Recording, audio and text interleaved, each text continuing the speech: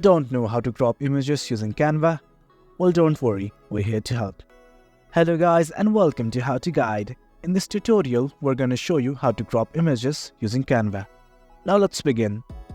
Here you see I already have an image uploaded and dragged into my canvas. Simply click on the image, and in the menu bar, some new options will appear. You can look at the first option, that is Edit Photo.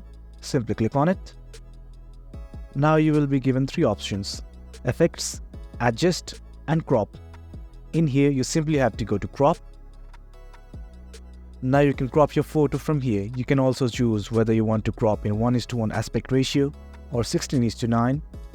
You can also rotate your image as per your wish. For now, I simply click on Freeform.